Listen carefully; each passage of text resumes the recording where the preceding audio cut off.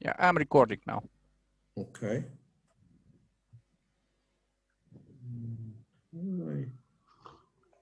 Get rid of, okay, that's fine. Do you see the full screen of the notes? Because in my screen on the right, there's still some participants, their names, and they. Yes, we see both, and it's large enough. Okay, but I don't see the end of my lines, so maybe I can't read. I have it on paper, that's not the problem. Can you read everything? I think that the end of my lines are cut off. So the bottom of the slide cannot be seen, but this is down to what is being shared. This is exactly as it appears on the computer screen of whoever is sharing. It's not you that is kept. I understand, but I'm concerned about the right end, not the bottom. Both ends, both margins are visible. Okay, great. Because on my computer, the right margin is basically taken by this thing, and I don't know right now how to take it away. Oh, maybe hide. Ah, okay, hide. Okay, gotcha. All right. Well, tell me when to start then. Okay, maybe. There is a small button view on the top of the Zoom screen. Mm-hmm. And there you can select side-by-side speaker and side-by-side gallery, I guess. Yes, probably that's. Okay. You try one of those. All right. Don't see view. I had that problem some time ago. Called view. Yeah, on the upper, on the same row where you see the pictures of the participants. I see. Oh yeah, view to the right. Yes, I see. Let's see what happens. Okay. Standard. Okay, swap video and share screen. I'll try not to mess with this. We'll try to concentrate on the math. Okay. But do you see your own notes? Yes, I see them now. Yeah, absolutely. I just don't see the faces of the names of the participants, but that's okay. Yes, that was also a problem with me, and I guess this is still with the view options. Okay. Yeah. I think now everything is okay. So this is my pleasure to introduce the speaker today. This is Professor Ivan Penkov. Probably you know that he is Bulgarian, but he works in Bremen. He's a professor there. He's, for me, he's a very good algebraist, so I don't want to say anything more. His talk today is universal tensor categories and algebraic functional analysis. It's a joint work with Chirvasitu, or I cannot. Yeah, Chirvasitu, that's right. C8. Okay. Okay. Thank you, Vasilin. It's a pleasure, certainly a pleasure to give this talk. And the talk is somewhat informal. I will be trying to cover several papers, which of course I can't do for free.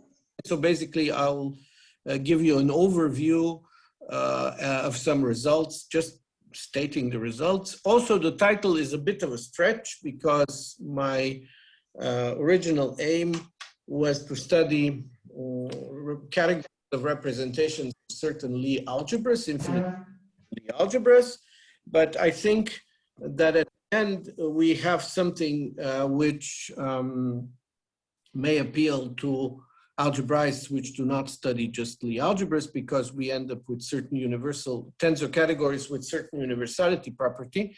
And then, of course, the algebraic functional analysis is just a teaser in the sense that let's see what this all reminds you of. And it reminds me of some functional analysis where the topology is gone.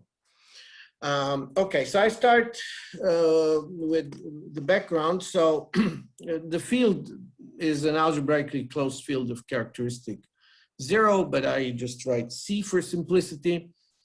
And I just start with two vector spaces which are countable dimensional as vector spaces, in other words, have a countable basis.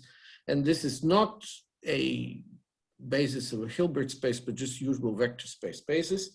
And I assume that a non-degenerate pairing is given between the spaces. Sasha, could you please move a little bit the thing? Yeah, okay. And then an elementary remark was, but maybe not even completely widely known, was made by George Mackey in his dissertation from around 1945, if I remember correctly, is that such pairings are unique up to isomorphism.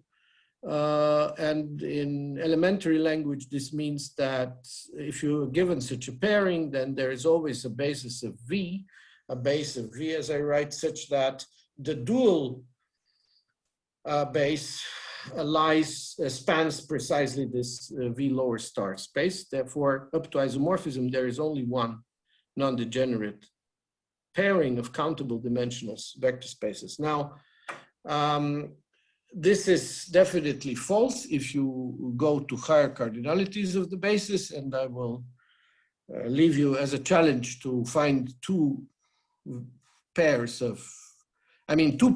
of uncountable dimensional spaces which are not isomorphic and do not admit this sort of dual basis. But for countable dimensional, this is, it could be a problem in linear algebra for very good undergraduate students. Okay, and now out of this pairing, we make a Lie algebra, because the pairing makes the tensor product V tensor V lower star. This makes it into an associative algebra because you have the obvious multiplication law. This is an associative algebra without unity because the identity map is not an element of this tensor product, but it doesn't matter. And once you have an associative algebra, you have also a Lie algebra. And that's the Lie algebra, which we denote by GL infinity. And then we notice, of course, that V and V lower star are GL infinity modules. Now, let me explain here that in coordinates, because this is completely elementary stuff, in coordinates, you can think of GL infinity as infinite matrices with finitely many non-zero entries. And then they act on V. You think of V as the finitary columns. So they act on V by left multiplication. And on V lower star, they act by right multiplication. Or if you want to have everything in columns, you have to go to the minus transposed matrix and act on the column. This is like in finite dimensional spaces, it's exactly the same. And then you also have a Lie algebra called SL infinity because the matrices have a trace, and SL infinity is a subalgebra. It is simple subalgebra because it's a union of simple algebras. SL infinity is simply the union of SLN for growing n. And since quite a long time, I've been interested in various categories of representations of this Lie algebra. And the category that I want to mention here is called T SL infinity. As I said, I mean, I've looked at, not only me, but other people also have looked at various categories. But this seems to be the most easy to motivate, maybe, because it has at least four equivalent definitions, but I've only listed three of them here, due to lack of time. So the elementary definition is you take a subquotient of these tensor products. I mean, V tensor M and V lower star tensor N. These are representations of your Lie algebra SL infinity again, for obvious reasons. And you take any subquotients of them. Oh, sorry about this, okay. So you take subquotients, and as I will say in a moment, this tensor product is not semi-simple, therefore you have to take subquotients, not just direct summands or anything like that. So this is one definition, and these subquotients indeed form a category of representations, which happens to be also a tensor category, where the tensor product is just the usual tensor multiplication. And this is, of course, a symmetric tensor category, but it is not rigid. There is a notion of rigid tensor category, which requires that when you take the tensor product of some object with its dual object, so the dual object is also defined in this setting, you go to, you have a morphism to the identity object, and that morphism is invertible. So you can put the identity object in a tensor product of M and its dual. And this doesn't happen here. So technically this is a tensor category which is not rigid. So it's more general than rigid, and it's one of the reasons I'm interested in it. Then you can have a completely different definition, namely as absolute weight modules of finite length. That's a different animal a priori, turning out to be the same category. You can look at SL infinity modules or representations of SL infinity, which are semi-simple over any splitting Cartan subalgebra. And what that means is that in SL infinity, when you write it as a matrices, you see one diagonal algebra, you call it Cartan subalgebra. And then you act by automorphisms of the algebra SL infinity and produce all other splitting Cartans. Like in the usual case, when we have matrices, we have infinitely many Cartans, but only one diagonal. And then you demand that you have that a module is semi-simple over all of these subalgebras and have finite length, and that's what it means. Absolute means that it's a weight module over all Cartans, splitting Cartans technically, and it has finite length. And by the way, if you did that in the finite dimensional case for GLN, you would get a category of finite dimensional representations. That's an exercise for the speakers, for the listener.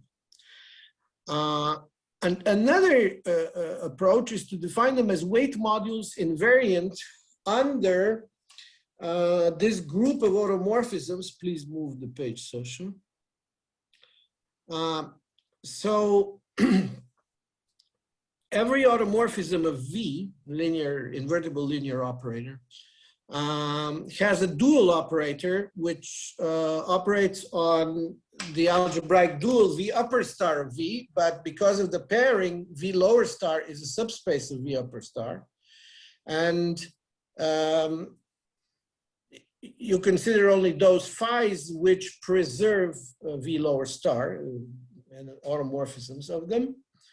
And this gives you a huge group of automorphisms of the Lie algebra, which is basically the connected component of the identity of these automorphisms, but I'm not going into details here.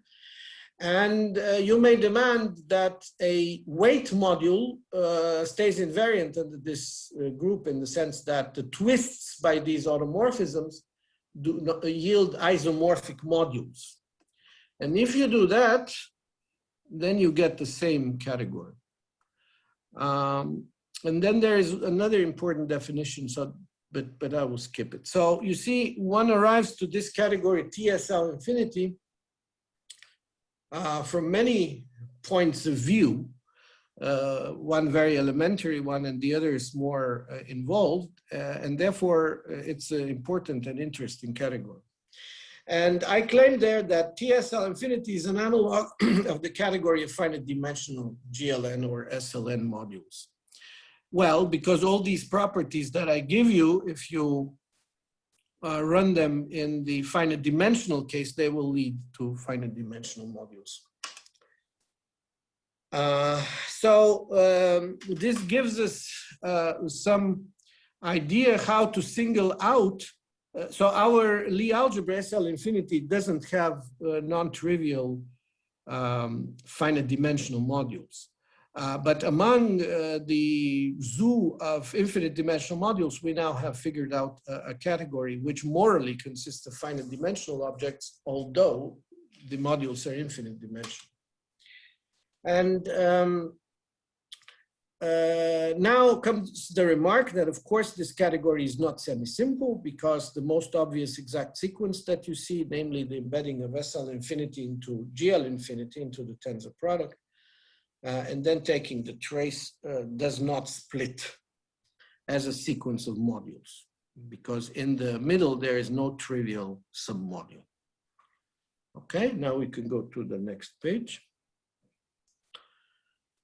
And then somewhat non-trivial task is to determine the simple objects, the simple modules in this category.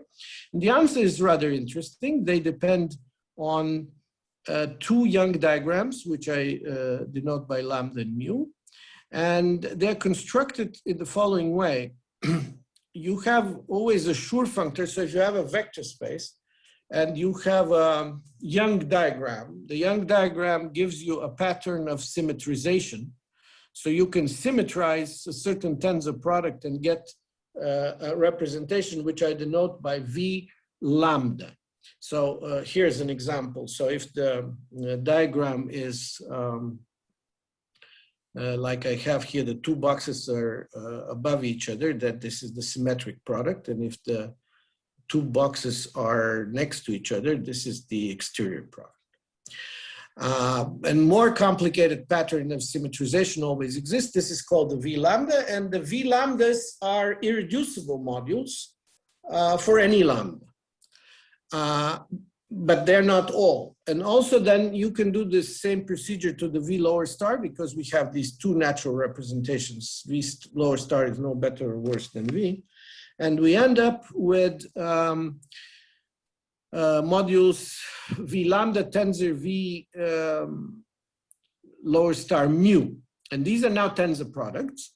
And they are not semi-simple because we saw the simplest example on the previous page was when I tensored V and V lower stars themselves. It wasn't semi-simple. So this is also not semi-simple, but we proved long ago with my co-authors Stirkus back then that this module has a simple socle, namely a unique irreducible submodule. And that module we want to denote by V lambda mu. And then it's a theorem that all simple objects in this category are of this form V lambda mu. And here I will ask Sasha to show us a little, first of all, the paper with Stirkus so that you see it. Yeah, this is some paper with Stirkus, which is in your references. Each of you has in the chat has my references and they're clickable on. And this is the oldest paper on this. And then, Sasha, please show the tables because I want to comment on the tables a little bit. Yeah, so please move it up slightly so we see a little more. Okay, in these tables, I'm sorry, my V is basically replaced by gamma, but because the tables are a little bit old. And you see the following. For instance, let's take this in the middle where we have V tensor, upper tensor 1, 1. This is GL infinity. And then it says that its socle is this V11, which is the SL infinity. And above the socle, it has one trivial representation, which is V00, as it has here. It says here, it would be better to say empty. But in this, this is work of some student of mine also long ago, he wrote zeros. So what I want to illustrate is the Sokal filtration of these tensor products, V lambda tensor V lower star mu, of which we take the Sokal, so that you see they're very interesting. So Sasha, show us now some big cases downwards. Well, even further, take some big fat thing. Yeah, stop here. So look, for instance, at this case of V42. Now, V42 means you've taken 4 copies of V and 2 copies of V lower star. And then you see all the, so what you see below are the Sokal filtrations of all indecomposable direct summands of this thing. And you see that each of them has a simple Sokal labeled by a pair of Young diagrams. And you start seeing that, well, there's some interesting patterns there. And in the paper with Stirkus, we have computed the multiplicity of each irreducible, how it goes in and at which level it can go in. So in this case, each irreducible can go in at only one level. You see that there's no intersection between the levels, and there is some pattern that if you are in the Sokal, so for instance, I'm looking here at the Sokal, which has gamma 2111 semicolon 2. And then to go to the next level, you subtract a box from each side, and you get two possibilities to do that. It's 111, 1 or 211, and they both appear, etc. But then when you go higher, not all possibilities appear, and this may not be clear here, but it becomes clear after. If you look at V33, if you, Sasha, move it a little bit downwards, then you see the second indecomposable direct summand has on its top, and the top is the quotient of the module by its radical. In other words, the maximal semi-simple quotient of the module. See, you see it's gamma 11 and not gamma 00, although you could subtract. So this is quite delicate thing. And also you see that they appear with multiplicities, because you see downwards you have a 2 already, etc. So we've been studying this for a long time. And to wrap this up, I want to say that this category is, in a sense, the common denominator, if you allow me such an analogy, of all categories, semi-simple categories of finite dimensional representations for growing n. So this means that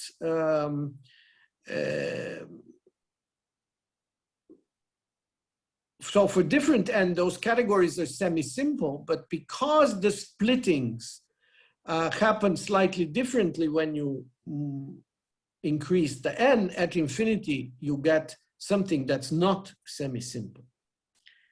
Now I want to go back to my note page 2 and to say that in this talk, so one can study these categories, and we have, and but the important thing for us is the universality property, I mean, in this particular talk. So we want to mention now that this category, which we constructed completely by hand, has a very nice universality property, and it was first pointed out by Sam and Snowden, who did it they had a different realization, I believe. But we, Serganova and I, who worked on these things, also Stirkus, other people, we learned it from them, I believe. So let T, it says that it's universal in the following sense. So let T be a symmetric, non-rigid, monoidal, linear abelian category with two objects with a pairing. Okay, and now the pairing goes to the monoidal unit. And then the claim is that there is a unique up to isomorphism left exact tensor functor from our category to this unknown category, sending V to the first object in the pairing, V lower star to the other one, and the pairing to the pairing. And so, you see, to me, I've never studied abstract existence of universal objects in tensor categories. So I don't know how trivial is even the fact of an existence of such a category. It may be easy, I'm not sure. But what we see is how to construct this by hand and then to prove that it's universal. And this is so far the preliminaries of my talk, because this all has been known for quite some time. And I wanted to report about recent work with Chirvasitu, which took this whole construction to the next level. And before I can explain our motivation for further study, I want to point out that the trivial SL infinity module is injective in T SL infinity, which plays a big role in understanding the structure and makes it not so bad. So you see, the trivial module only appears on the tops of these filtrations, but never on the bottom because it's injective object. What we wanted to understand further is the following. So we had this idea. So we've written several papers. So Sasha, why don't you show the list of references? So I want to comment how the references fit the talk so far. So first paper is the starting of the thing, as I see now, 10 years ago. We didn't even have a category, but we had just the structure of the tensor representations. Then we have the paper with Dan Cohen and Vera in the advances, where we had a nice understanding and introduction of the category T SL infinity, all these three, all the equivalence conditions, and in fact, a lot more there. And then we wanted to go to Macaulay algebras, which is a definition which we give, but it's not very surprising definition, I believe. And that happened in this paper with Vera. And then with Chirvasitu, what we did is we tried to study now representations of the Macaulay algebras, and I will explain immediately what's the advantage of them over the SL infinity. And then we wrote several papers, and today's talk is supposed to report on this latest paper called Universal Tensor Categories Generated by Dual Pairs. But there is an intermediate paper, so if you're really interested in this, you might look also at this paper 68, where we discuss sort of part of this category, because we couldn't get it in one. We couldn't get it. And the last thing is my student, undergraduate student, who computed these tables and worked also on non-rigidity of tensor representations. Okay, so now you see our next task is to introduce the Macaulay algebra and then to try to state the main results of the later paper.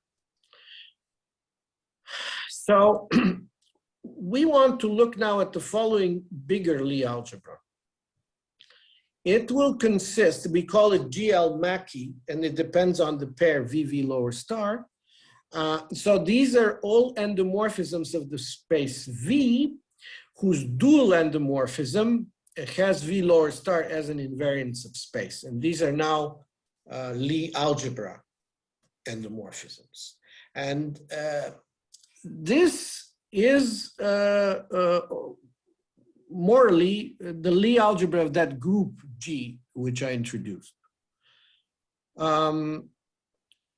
This Lie algebra certainly contains GL infinity, but is much larger because not every automorphism of V, whose dual has V lower star as an invariant space, is a finitary matrix. So these are matrices. So in terms of matrices, this Lie algebra can be considered as the algebra of infinite matrices, each row and each column of which is separately finite, but the matrix may contain infinitely many non-zero entries. So it's an uncountable dimensional algebra. But notice that it acts still on the old category TSL infinity. So it acts on the subquotients of these modules. And in fact, we proved that this category can be, TSL infinity can be also defined over this Lie algebra and their equivalent. But this Lie algebra now acts differently on modules outside of TSL infinity. For this, I need the next page. And the key fact is that now I can look also at the modules V upper star, meaning full algebraic dual, and full algebraic dual of the lower star. And when I look at them, I discovered that over the bigger Lie algebra, these modules just have length 2. Over the smaller Lie algebra, they had uncountable lengths because their dimension is uncountable. The smaller algebra is countable dimensional, and therefore they cannot be any close to irreducible. But here, they have length 2. And in fact, what happened before was that this V lower star is always a submodule of V upper star, but the quotient over the smaller Lie algebra was a trivial module of uncountable dimension. And here, over the bigger Lie algebra, it's a nice simple module. And so we want to, so we have a chance to study a category of finite length objects over the bigger Lie algebra, which doesn't only involve the lower star module as the sort of dual, but also the upper star. And this is where the kind of analogy with functional analysis starts coming in, because, well, very naively, some analysts may get unhappy with what I say, but you could think, you could say that in functional analysis, you have a topology on your vector space in order to define a continuous dual, and in order to not look at the full algebraic dual, which is a mess. But here, the full algebraic dual is not a mess, so we have a continuous dual, which is the V lower star, continuous morally, there's no topology. And the upper star is just another bigger dual, which has this very nice exact sequence, and it's of length 2 module. And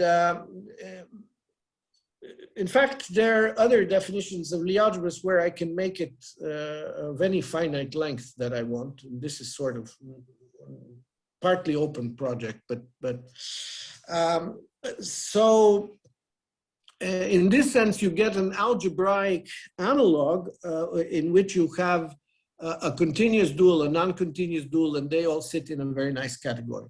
But the technical difference between the functional analysis and this is that they have a topology on the space, and we have the structure of a module over a Lie algebra. So for us, sort of the Lie algebra plays the role of the topology. Okay, and now to try to understand this newer paper and to construct a new, much more difficult to construct universal tensor category, we start with considering tensor products again, similar to the previous, but we replace the smaller dual with the bigger dual, you see? V upper dual tensor, V lower dual, upper dual n. And they also have finite length over the Mackey, and then we just look at the category of subquotients. And this category of subquotients has as part of it the old category of subquotients, because V lower star is a submodule of V upper star, and V is a submodule of this module here on the right-hand side, V lower upper. And therefore, this is a much bigger and much more interesting category. Let's move down. And here we have to determine its simple objects. And let me just mention that for this new category, I have only one definition, namely as the subquotient. The other invariant definitions, which we were proud of in the case of SL infinity, we don't know. There are analogs here. We don't understand much about Cartans in this thing, or weight modules or whatever. So this could be some of it could be a good problem to understand. So we take just the analog of the first definition. And then we have to figure out the simple objects. And they depend now, it turns out, on 4 Young diagrams. And but their description is relatively easy, because you see, by the way, these modules, these W's, here, these W's, the 2 quotient of the algebraic dual modulo, the smaller dual in both cases, are, we call them fat, because they're uncountable dimensional. And then it turns out that our simple objects are simply triple tensor product of a fat module, of course, symmetrized according to a Young diagram, or technically the Schur functor applied to this vector space. Tensor the old thin module, which depended on 2 diagrams, and then this dual fat module. So these modules are simple, and they're now parameterized by 4 Young diagrams. And an effect which we lose immediately is that the trivial representation is no longer injective. And that results to lack of injective hulls in this category T. So I've done this T now, where I've removed the index, and I mean that this is this category over the Macaulay algebra. And the thing that prevented us with Serganova long ago to do this category, because we knew, was that its homological properties are different, and it doesn't have, so I say, no injective hulls in T, and the root of the problem is that the trivial module is not injective.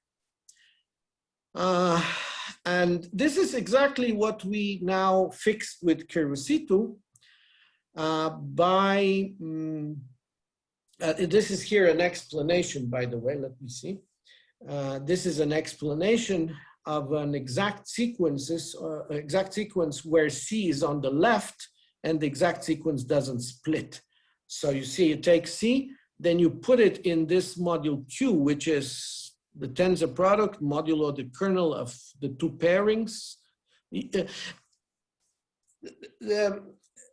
A feature of this category is that it's generated as a tensor category by these 4 objects, I mean lower star, upper star, whatever.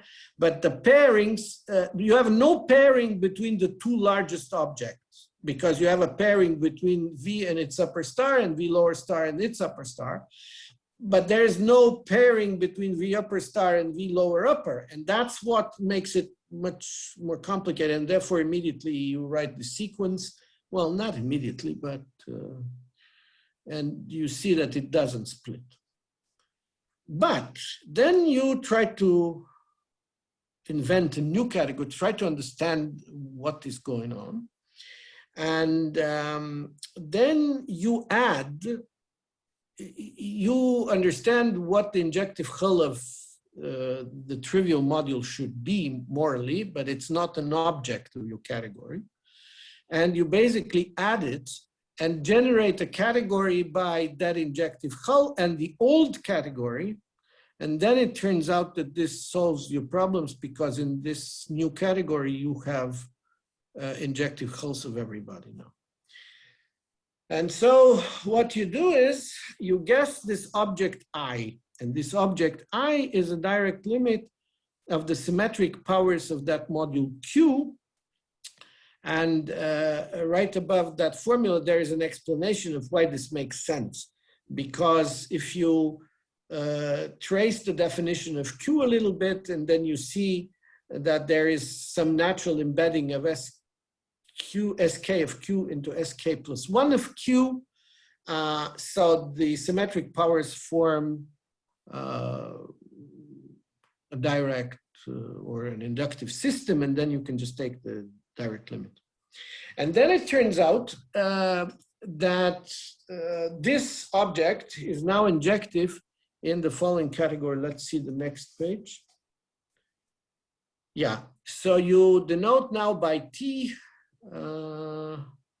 Oh, sorry, maybe I have a mistake here because I denoted by T this finite length category. So disregard that, please. I will correct it maybe in the note. Well, you're recording it, that's fine.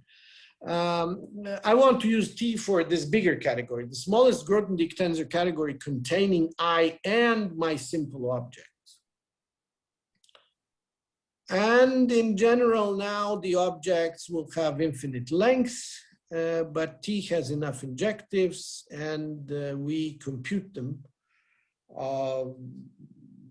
It's a little complicated, but not that complicated. So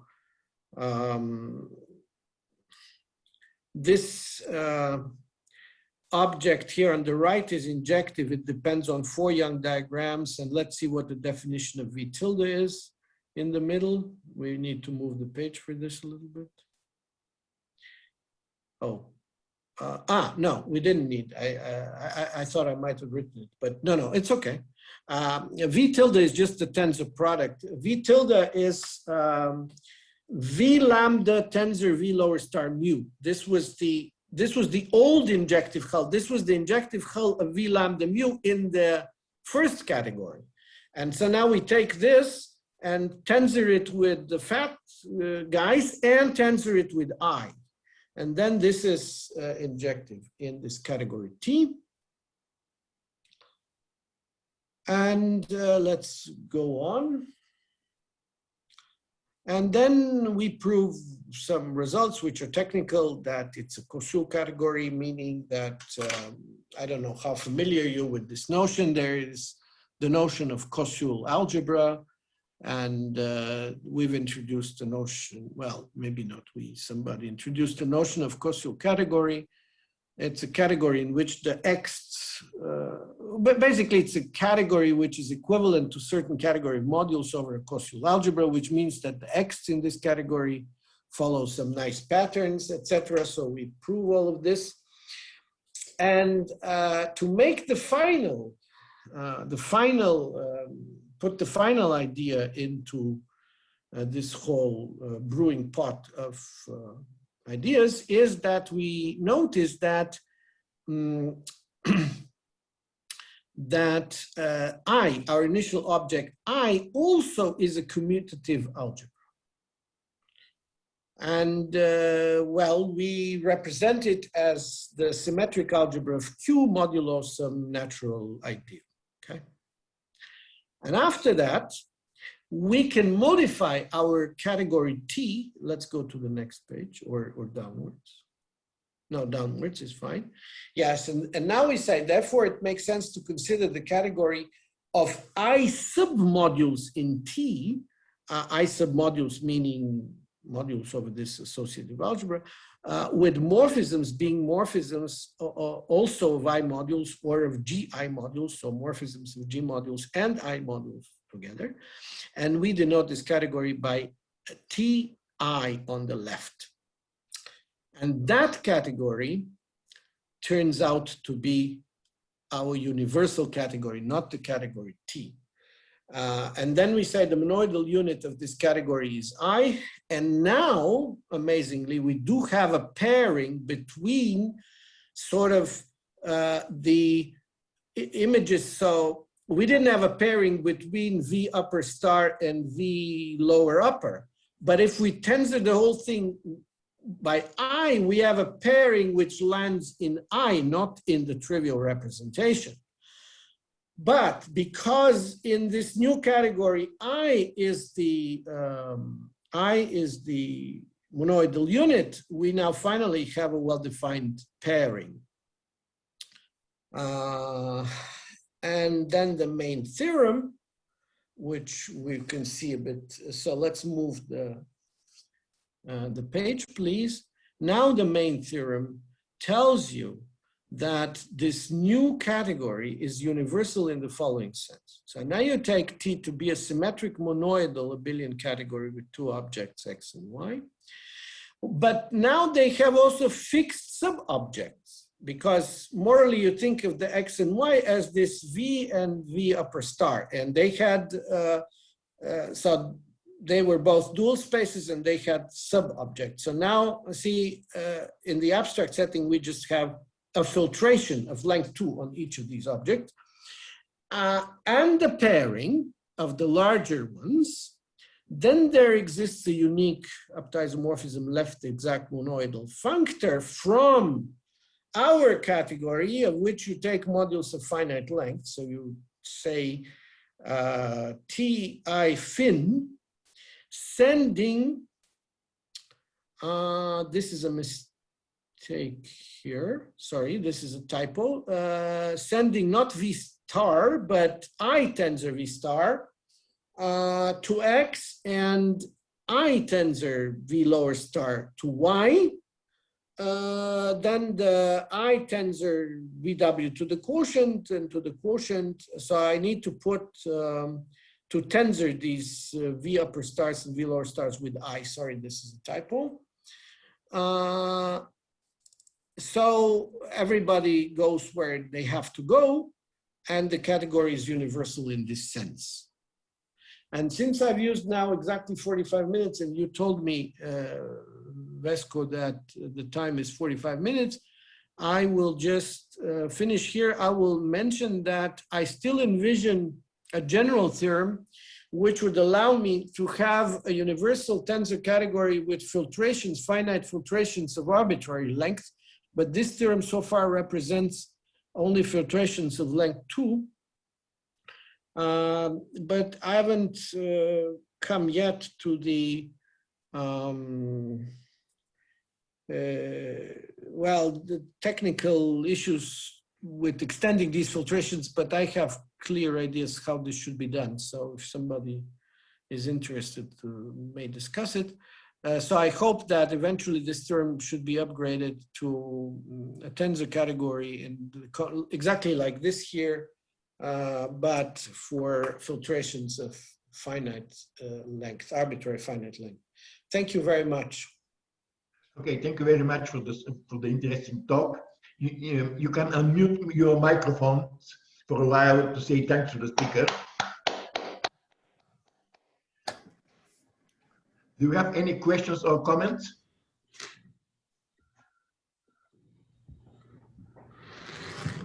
No need to raise hand, you can simply ask or say something if you want.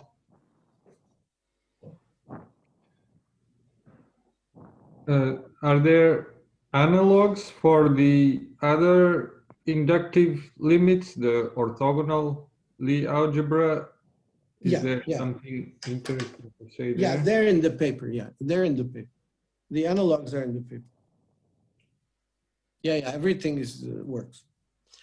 Simply there, first of all, this category governs, sorry, not governs rather, but covers the those cases too, because there you fix some pairing which is symmetric or anti-symmetric, and here you have no symmetry on the pairing. But if you want it to be a universal category within the category of symmetric pairings or whatever, then yeah, it's all in the paper. Is there any special behavior for the others, or well, they're different. Setting? They're different. What do you mean special behavior? Well, any results that go through or not? No. Well, first of all, the modules are, first of all, the modules there are governed by 2 diagrams, not by 4. Because when you identify, if you are in those other cases, you basically identify V with V lower star and V upper star with V lower upper.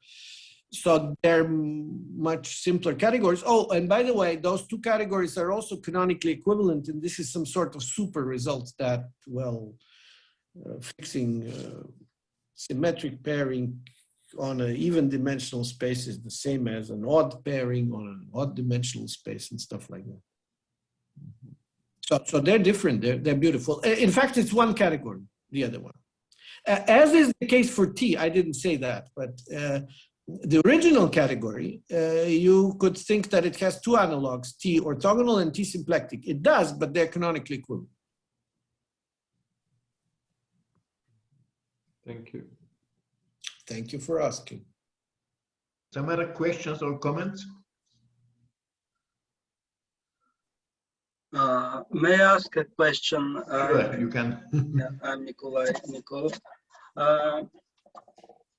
So my question is related to, it's not very precise questions, a general question to what you say about that you are dealing with sort of algebraic functional analysis.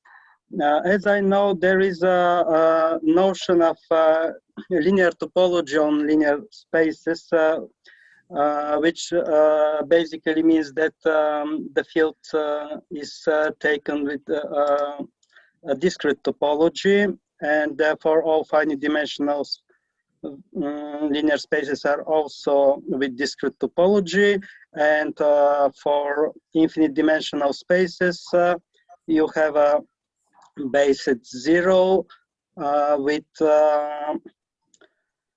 linear spaces as open neighborhoods of 0. And in this theory, there is a notion of linearly compact spaces, which, as I remember, were the spaces which are projective limit of finite dimensional spaces, and therefore they are dual of algebraic dual and also topological dual in this sense of countable dimensional vector spaces. I know that there is also a classification of Lie algebras of which are linearly compact, and so my question is that is there some connection between this all these results that I mentioned and your well, Nikolai, there should be an obvious connection, which is that since my category is universal, it should map into so if you take two vector spaces there, one of which is countable dimensional and it's dual, they will certainly have a pairing in the category that you talk about. And therefore, our category should allow a unique left exact function. What I'm not sure is, and what I could learn, I mean, this could be a very nice project, is to understand how non-semi-simple, I mean, are these categories, the topological categories, how non-semi-simple they are. But at least what we tell you is that they must be some sort of partial semi-simplification of this. Also, it's not very clear there what's an irreducible. I mean,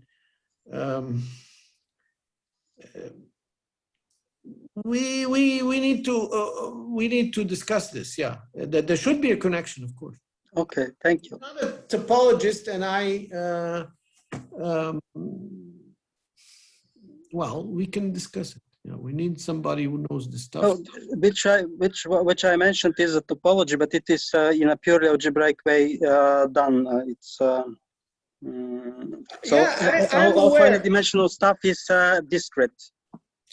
I am aware of this, but at a level which is not the working level. In other words, I haven't been looking at this at the technical level, but we should, as you say, because clearly, since this is universal, it has a functor into what you say.